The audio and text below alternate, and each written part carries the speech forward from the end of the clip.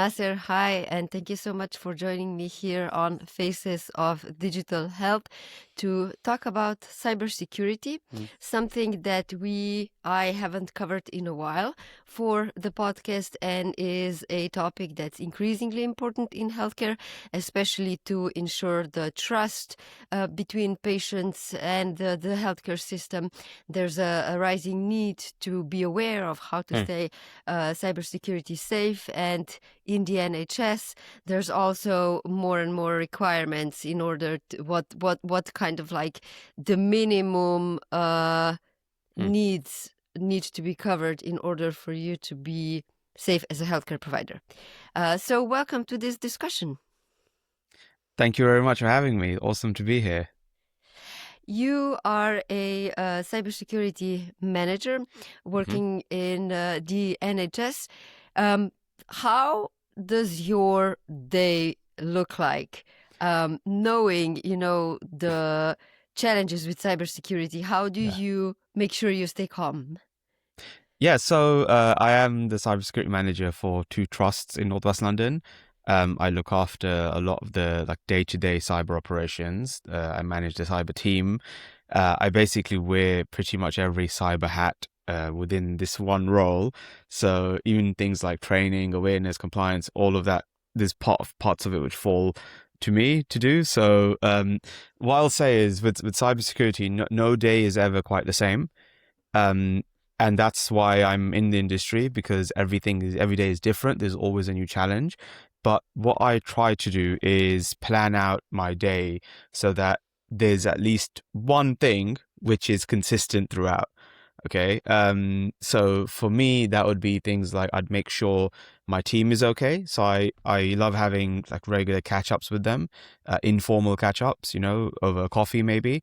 Black or Americano is what I'm having at the moment. But it's an acquired taste. It's taking me a long time to adapt to this. I miss my flat whites.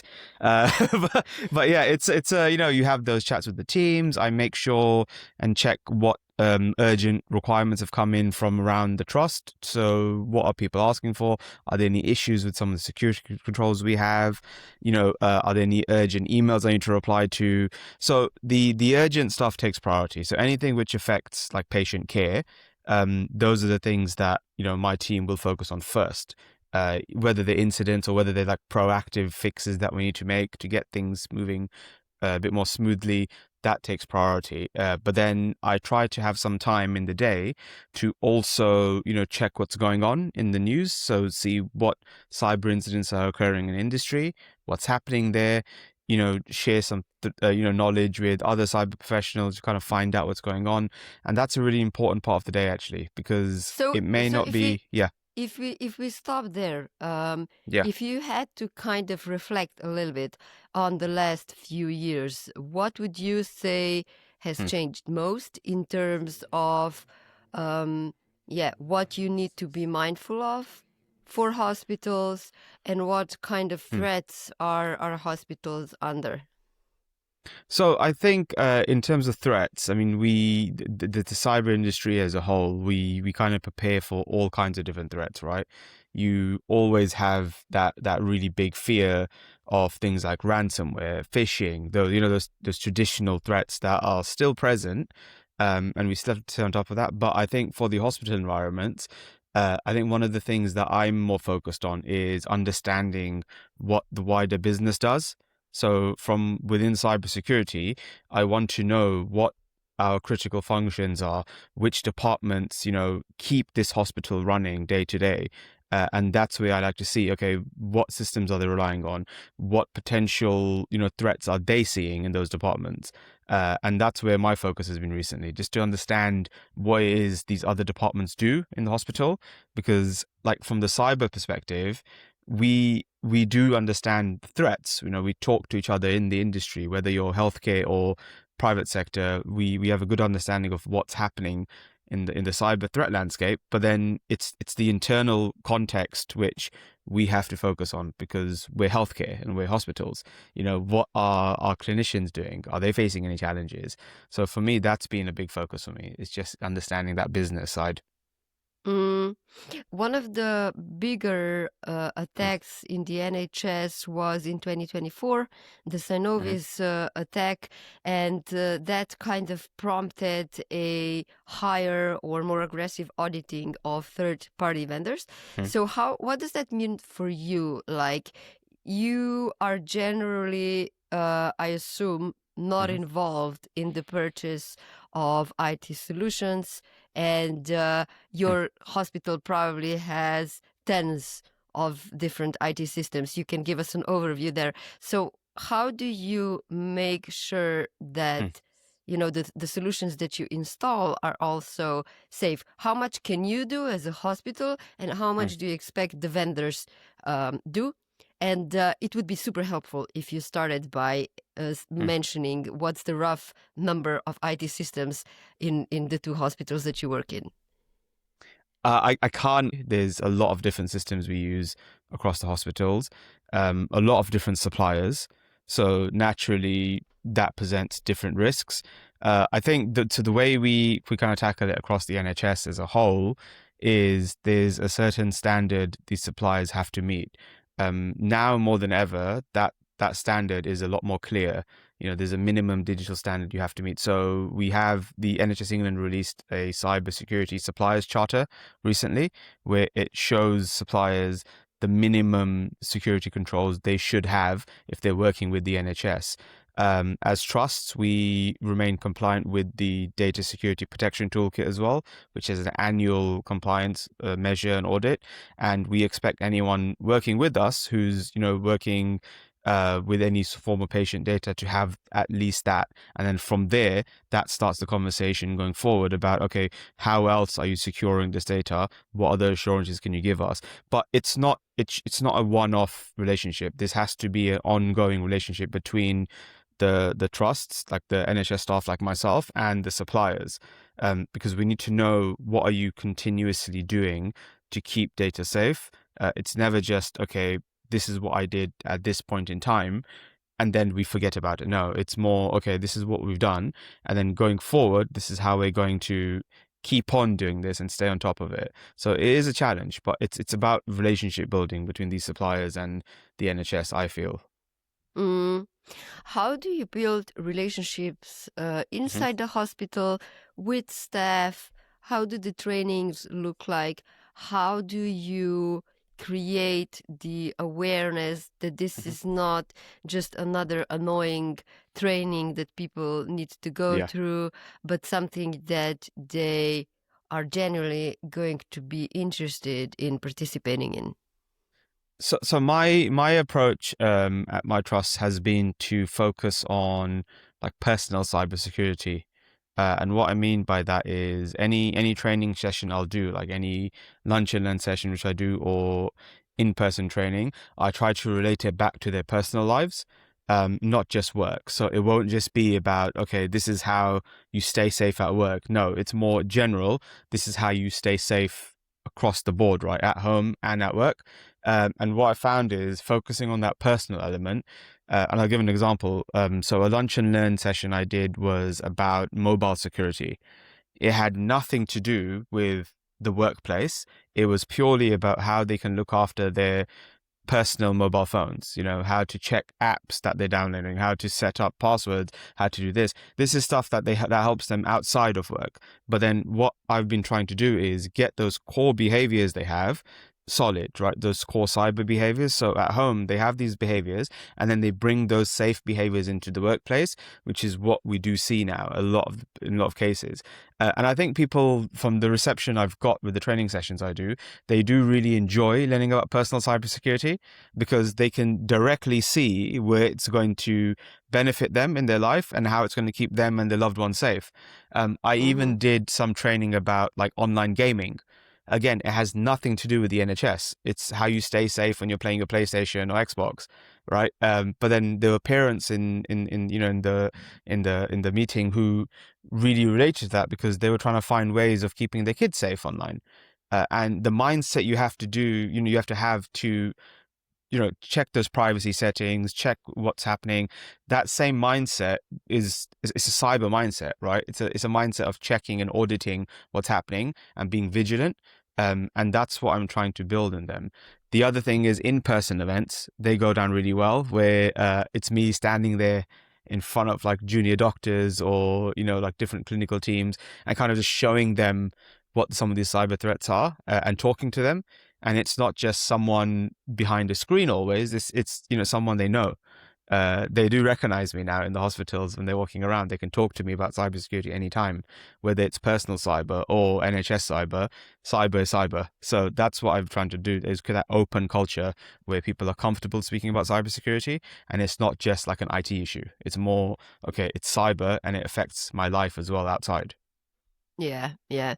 I think the kind of the Mm. fake attacks are also super useful because there's a difference between knowing Mm. what a phishing email is And than seeing it. actually, Yeah, yeah, seeing it and getting yeah, one. And especially now definitely. when like the spelling errors are not exactly as common, because you can Yeah, easily make the emails more seemingly more credible because of yeah, AI. yeah, yeah. It's harder to Yeah. detect those. It is. It is. I think with generative AI, it's lowered the barrier to entry for threat actors as well. So it's easier to make those realistic emails now and target staff members.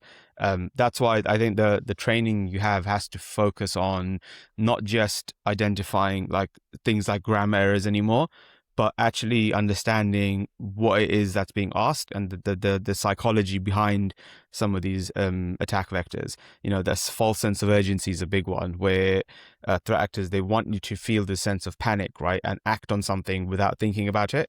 And it's reminding staff members that no matter how something looks, there's a gut feeling we all have sometimes, and you can feel it. Like if a request comes in, it's spelt perfectly fine. There's no grammar errors. Yeah, it might not even have any suspicious website links in there, but something feels off about this request, and you start to question, why are they asking this? That feeling is key, and trusting it is quite key, because that is how you start to spot some of these threats earlier on. And you mentioned the exercises. Definitely, it can be difficult to kind of perform these simulation exercises on a mass scale, but you can do this, especially like department to department. It's something I'm working on now to try and do more of that going forward, because I think you can make it a lot of fun as well. There's ways you can gamify this so it doesn't feel like work. It feels like a challenge. You can give prizes, you can do this. So that's what I'm working on at the moment. That's my plan now, is okay, how can we get more interaction on this side, and get people really engaged with this. And it shouldn't feel like a chore to learn about cyber. It should feel like, okay, we've got cyber training coming up next week and I'm looking forward to it, because it's a lot of fun. Instead of, oh no, we have to do mandatory training again. So that's the approach I've been trying to take, is make it as fun as you can, because you want people engaged and want to be there. It's hard to teach someone who is really not interested in something. So it's a challenge, but it's a fun challenge for me. I actually really enjoy doing this. Yeah, yeah, yeah, absolutely. So if you had to distill your advice into Hmm. three core things, what would they be? Which advice? Sorry. Advice on how to stay safe and what to be Okay. mindful of.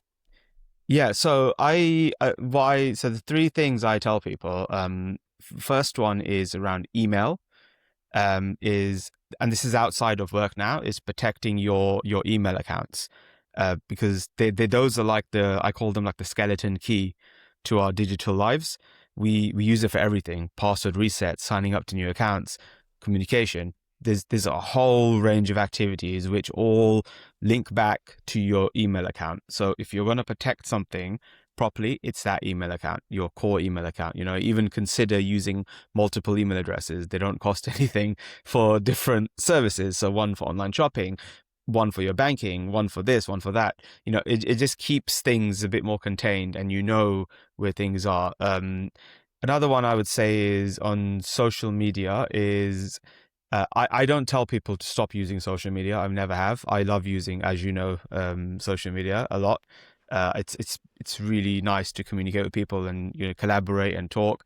So I don't think we should tell people to stop using it. I think the advice I give is, if you're going to use it, just be mindful of what you're posting there, and understand that if you have a public profile, everyone can see it. We're sometimes in this false sense of security with social media, where we feel that we're in this intimate setting because it's on our phone, right? It's something that we have in our hand and we're using it, but we forget that this is available outside. Anyone can look at this, and what can those people determine from the things you're posting? Are you giving away your location? Are you telling people where you are?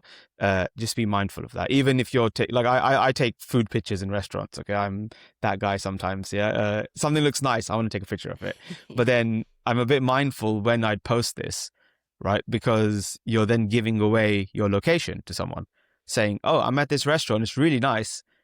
You could come and find me here if you want." That's what you're showing. The third one is passwords, and I know it can be quite difficult to memorize these complex passwords we keep telling people about, but there's ways around that. You can use things like passphrases. So you have a long phrase, which is easier for you to remember. No one else will know what that is. Or you can use like 2 or 3 words put together, add a little number on there. There's different ways, using a password manager as well. So there's ways around a lot of these challenges we have, but those are the 3 core behaviors I would say you really want to work on, is just keeping control of your digital life that way. Yeah, yeah, yeah. That's definitely super helpful. If we go back to the use of healthcare and the Mm-hmm. situation that we're in healthcare, many countries, especially in Europe, are moving towards single patient records. NHS is no exception. So the NHS app aims to be the single front door for patients, but that also makes it a high value target. So what do you think that patients should think about when it comes to these types of portals? But what I would say to people is, as a lot, not just the NHS app, a lot of these healthcare apps are being used nowadays. So even things like your health tracker, the thing that you're using to track your steps, all of that's still healthcare data, including the NHS app. So what I would focus on is teaching patients how to keep these devices safe, because these apps are running from your personal mobile phones in pretty much all cases, right? So you want to make sure that if you're installing and putting these apps on a device, that device is clean. It's not infected. Because you're just increasing the risk by walking around with an app which might be perfectly safe itself, but then the phone it's installed on, what's the state of that? Have you managed to like side load like apps on there which you shouldn't have? Are you installing random apps from the Apple Store or Google Play Store without checking them? Those are the kind of behaviors I'm focusing on now, is teaching like my family members that, okay, you've got these apps on your phone now. You use your banking, you use your healthcare apps. These are all sensitive apps, and the apps themselves might be perfectly safe, but you need to practice safer behaviors. Like I teach my parents all the time on their mobile phones. Like my mum on Facebook is always like clicking on things and downloading stuff, and I've had to show her, okay, you have to keep your device safe. It's very important that you don't just focus on the specific app and what they're doing, because there is a whole function there of keeping things safe on the app side, but what are you doing on your phones which might put that device at risk? That's what I think the focus should be with a lot of these portals, because we use these phones for everything now, pretty much, right? So we need to look after them in the same way we would tell people to look after their laptops with antivirus. What are you doing on your phone to keep it safe? Yeah. And that kind of brings me to the question of what can people do to kind of check from time to time if their phones are safe? I think, even Europe was considering banning TikTok because of all the privacy concerns there and like the way that the app is structured. So we are aware of antivirus programs for our laptops, but what about our phones. Yeah, And there's so a a lot of difference, the obviously, with yeah, and there's a difference between the iOS and the yeah, Android definitely. phones. Yeah, I mean, I think in my opinion, this so from what I've seen is especially on Android, a lot of the big antivirus providers offer mobile solutions as well now, even on iOS. Like I can't recommend specifics, but there are a lot of them who you might be using already on your laptop, and the subscription you have also covers your mobile, but you might not realize it. So you're probably, if you have like a premium antivirus package for your computers, chances are you're already paying for a mobile app as well. So just double check that, and then if you have access to the app subscription, install the app. It uses the same subscription, and it even gives you features like password managers a lot of the time, and a lot of other useful features. So again, it's about looking at what you have and reviewing regularly. In the same way, you mentioned with with other apps being banned, or I think a good step on mobile phones is to look at permissions regularly. So app permissions, it's quite important that now modern phones have features built in to disable certain permissions like camera access, location, if the app is not being used. But it still does no harm for yourself. Every month, just go through some of those app permissions and see what it is you're actually using. And if there's apps that you're not using anymore, but you want to keep installed for whatever reason, just disable all the permissions so it can't Mm-hmm. really do as much then. And those are the kind of steps you can start to take. It's about taking control of your own digital life, and becoming like an auditor for yourself, where you then go into what you have and start looking at things from a different perspective. Treat it like you would. So if you were helping someone else on their phone, and going through their apps, like independently, what would you recommend they do straight away? Sometimes we know more than we give ourselves credit for. From the cyber perspective, we all have it in us. We have that natural human, like, curiosity and human paranoia as well sometimes, which is quite handy. And you really want to listen to yourself sometimes. Go through your apps, disable what you don't need in terms of permissions, uninstall apps that you really don't want to use anymore. There's because having all of this stuff installed, it just increases the risk for no reason. You want to minimize what you have to the things you actually need, the essential functions. Yeah, yeah, yeah. So there's a big homework Hmm. after this episode for everyone. Probably not more than half an hour. Review apps, Yeah, I agree. uninstall, change permissions where needed. Yep. Check if you have an app for a VPN or an other Yeah, securities. you might already be I paying for it. Yeah, That's the exactly. thing. Um, One of the challenges in digital health is that bringing stuff to personal devices can be convenient, Hmm. but from the cybersecurity perspective for Yeah. hospitals, that's a huge challenge. So, what are Hmm.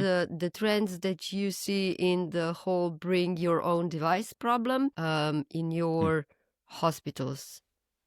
From what I am seeing across healthcare in general, there are ways to secure that. There are tools available, systems available, which segregate that data on personal devices, and protect it in like a bubble in some ways, like a virtual bubble. So the technology does exist. We've seen some private sector industries use BYOD quite successfully. So it is there. But I think, again, it goes back to teaching staff members about the risks either way, and not purely relying on technology to keep us safe, but also behavior. Because you can have all the systems in the world, protecting things, doing this, doing that, but if the people involved aren't educated properly, or they don't have the cyber behaviors, there's going to be a risk developing somehow. You might not even see how it is. So I still think that with whatever technology you have, whether it's BYOD or anything else, you have to get the behaviors right, and you have to show people and demonstrate what those cyber behaviors are. It's not an easy challenge. It can be quite difficult, but it's something that I kind of feel has to be done no matter what controls you have. There's Yeah. always an element of teaching involved with cybersecurity, because it just changes so rapidly, the industry. Mm, absolutely. When we talk about cybersecurity, I guess there's usually two most common aspects. One Mm, is the individual and personal safety. The second one is mm, the hospitals. The NHS also has a so-called "What Good Looks Like" framework. Maybe you can tell me a little bit more about that. But in essence, by March this year, 70% of trusts are mm, expected to meet the core level of digitalization required to sustain safe services. And my question here is actually somewhere completely elsewhere, and that is primary care. The fact that private providers are not necessarily mm. involved in these public networks. So, how do you see the cybersecurity on the primary care level, on the community level? The fact that a lot of care is moving in patients' homes. Hmm. How does all that go together? So I mean it's a tough one. That there's parts of that I'm not involved with at the moment. Just can't. I don't know enough to comment on that. But I think so. From colleagues that I've talked about within different sectors of healthcare, the challenges we have are very similar. Whether or not things are moving into patient homes or communities, it's still very similar risks that we're seeing. We would have the same threat actors, you'd have the same types of threats being seen. It's just where you're seeing it is changing. But at the core, the way we're protecting, uh, I'm not seeing a huge change there. We're still, making sure that we're looking after our infrastructure, we're looking after our staff, our patients. So it's something that I think it's an area I'll get more into in the near future, to be honest. But at the moment, I don't know enough about those big changes to comment on that. Yeah, no problem. Um, is it so? Let me just gather my thoughts a little bit. Um, what was I thinking? Oh yeah, yeah. Um, One of the interesting things you mentioned while we had the call before this interview Yeah. was how, if a cyber attack happens, there's Mm, so many things that are unknown. Like it takes time to figure out where the challenge occurred, how many systems are yeah. affected. New information Yeah. comes in as time goes by.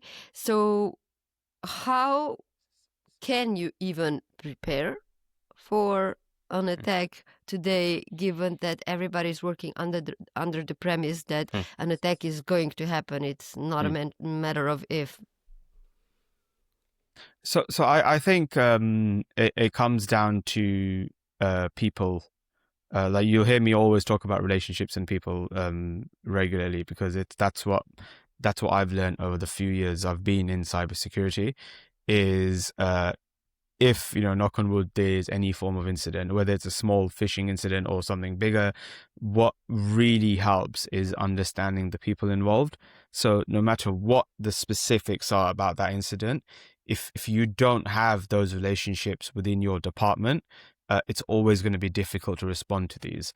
No matter what the incident is. And what I mean by that is if you have different teams working in a department within IT, you need to know who these people are as humans. You need to understand where their strengths are, and you need to know the right people to talk to when something is happening. Cybersecurity is never just a cyber team dealing with something. It's every incident that I've dealt with, it's always involved a wider team to have a contribution and provide information or provide support. And those relationships you have are quite key. So no matter what type of incident it is, if you know the right people, you can collaborate rapidly and tackle those challenges, however unknown or new they may be. And that's what it comes down to. I think going a step further is if you understand your business, like as a whole, that's even better. Like there's been times when like no matter which tools or, equipment we have, me reaching out to a department, someone I know in a department personally, and just asking them about the type of behaviors that that they perform on a daily basis, that gave me the context I needed to rapidly respond to like a phishing incident. because I understand how they're working. And I understand the people involved. I understand who to reach out to. So I would also say, if you're in a position to do this, is find those key contacts in your organization, in those different departments, places like HR, finance, in our area, some of the clinical departments as well. And those are like your cyber champions in a way, where those people are the ones you can go to in the event of something bad happening and let them know, okay, this is happening, this is what we're investigating. And you'll be shocked at the amount of really, really useful information they'll give you back about what was going on in the department that day, what's happening.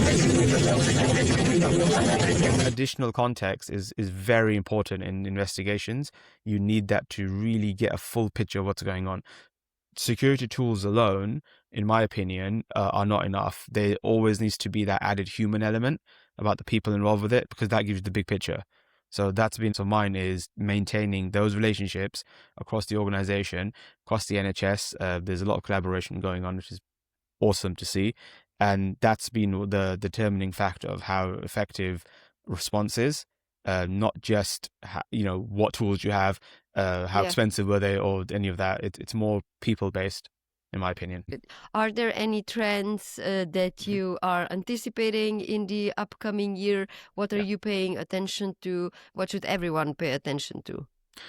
In healthcare, I think the trend I'm seeing a lot of is, whether it's on like LinkedIn, social media, anyway, what I'm seeing a lot of people talk about is cybersecurity. It seems to be drifting away for good reason from just being an IT related field. It's actually becoming recognized more as a standalone profession because of everything it involves. It involves this heavy technical side, which will always be there, sorry. And it also has, this side with compliance, patient safety, all of this, we can see now, supply chain. There's so much to cybersecurity where I feel that it's starting to develop its own profession and reputation within healthcare.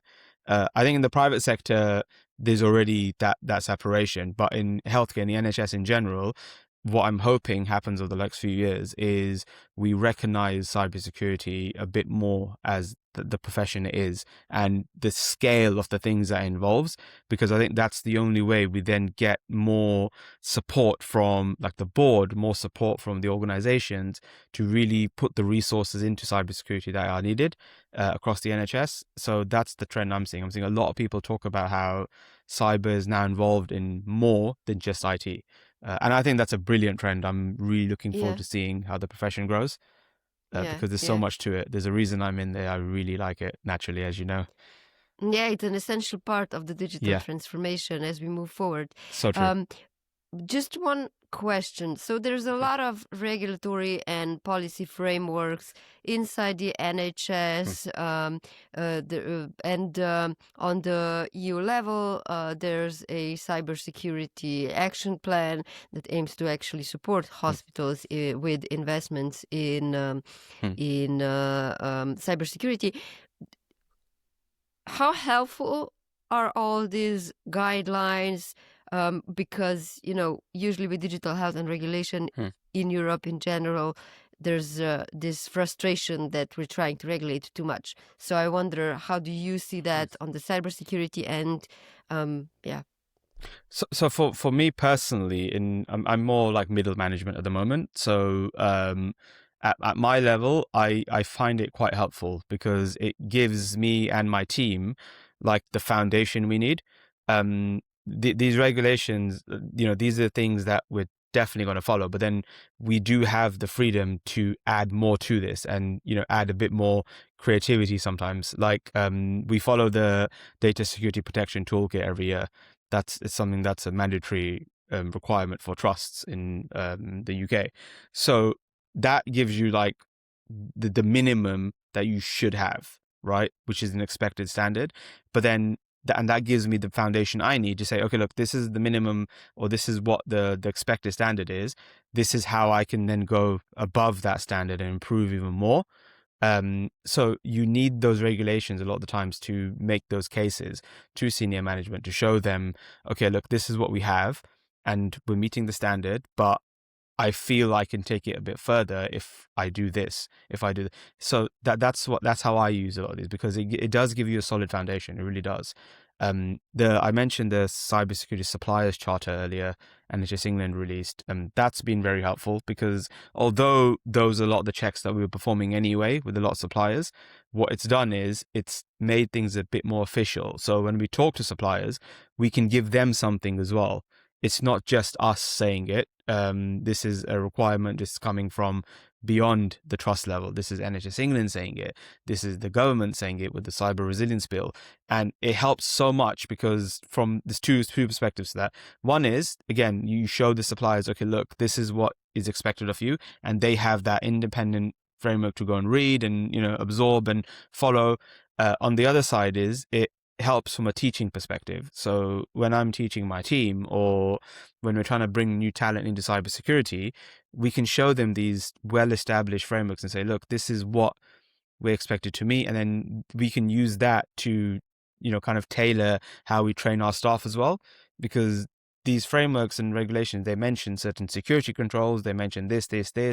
And when I was, not growing up, I'm grown up already, but when I was coming through cybersecurity from a junior to where I am now, it's these regulations that I used to structure my own learning as well.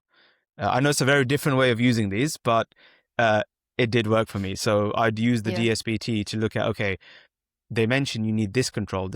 I don't understand it at the moment. Maybe I should go and research what this is. And that's how I'd pick up on new topics and start to learn, and ask my manager, okay, they're asking for this type of security control. Can I see how that works? Or can I look at what else we can do? And that's where I'm kind of going with this, where you can use these for good, and it really helps. It gives you a really solid foundation that you need to improve on. So I'm a fan of a lot of these. Are there any resources that you would recommend people to look at, either for their own, further education? I'd love to add some links in the show notes. Yeah, so for cybersecurity, there's a lot of free resources out there. You can, and I recommend I have a lot of people asking me, okay, how do I, which certification shall I do, which this? And I normally say to them, do you know roughly where in cybersecurity you want to go into? And they'll say, no, not really. So then my response is, okay, so I wouldn't invest heavily in this just yet. Do look at some of the free courses available, and there's so many detailed ones, and see what it is in cybersecurity you actually enjoy doing. Are you a huge fan of information security, which is like the regulations, the policies, or are you more of like the ethical hacking side, the pen testing? Is that what interests you? Because we're all different, right? So it's important to try and get a feel of a bit of everything and see, okay, which area do I really want to go into? But in terms of resources, there's some free certifications you can do now as well. Like ISC Squared, for example, I'm a member of. I got my CISSP recently, but they offer like a free certification as well, entry level, free exam as well. I'd recommend starting there. There's some online training platforms which are really good. Like NHS uses, if you're an NHS staff member, you have access to something called Immersive Labs, part of NHS England offering. Look into that. Ask your IT teams about that. Definitely. I'm onboarding a lot of staff members at my trust to that platform. Very good for training. It gives you a good, low pressure, environment where you can kind of experiment. You can try different things. It gamifies it as well, so it makes it a lot of fun. So I would start there. Look at what resources you have. If you're in the NHS especially, you have a lot of resources available to you, which you might not even know about. We have the Digital Skills Network as well, where there's a lot of free courses available for NHS staff members. So start there. And then if there's something specific that you are interested in, I would say you can let me know. I'm happy to do like a post in the future about this as well. Like if there's something There's people are interested in, yeah, like I'd be happy. I think it'd be nice. I can do something. I'd love to, because if it helps people consider cyber as a career, that's a win for me.